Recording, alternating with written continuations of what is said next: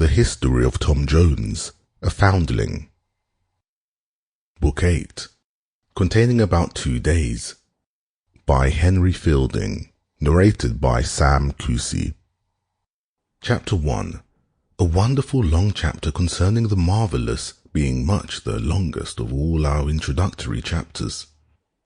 As we are now entering upon a book in which the course of our history will oblige us to relate some matters of a more strange and surprising kind than any which have hitherto occurred, it may not be amiss in the prolegomenous or introductory chapter to say something of that species of writing which is called the marvellous. To this we shall, as well, for the sake of ourselves as of others, endeavour to set some certain bounds, and indeed nothing can be more necessary, as critics of different complexions are here apt to run into very different extremes.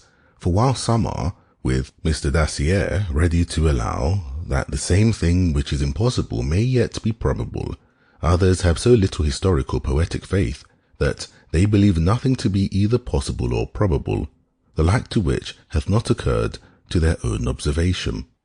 First then, I think it may very reasonably be required of every writer that he keeps within the bounds of possibility, and still remembers that what it is not possible for man to perform, it is scarce possible for man to believe he did perform. This conviction perhaps gave birth to many stories of the ancient heathen deities, for most of them are of poetical origin.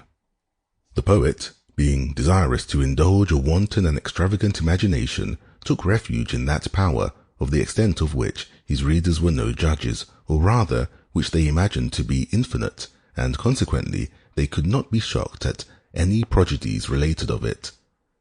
This hath been strongly urged in defence of Homer's miracles, and it is perhaps a defence, not as Mr. Pope would have it, because Ulysses told a set of foolish lies to the Phaeacians, who were a very dull nation, but because the poet himself wrote to heathens, to whom poetical fables were articles of faith.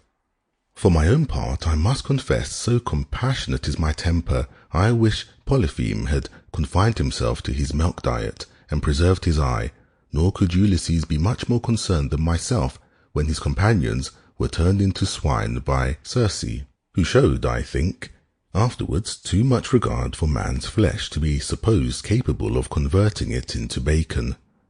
I wish likewise with all my heart that Homer could have known the rule prescribed by Horace, to introduce supernatural agents as seldom as possible. We should not then have seen his gods coming on trivial errands, and often behaving themselves so. Sample complete. Ready to continue?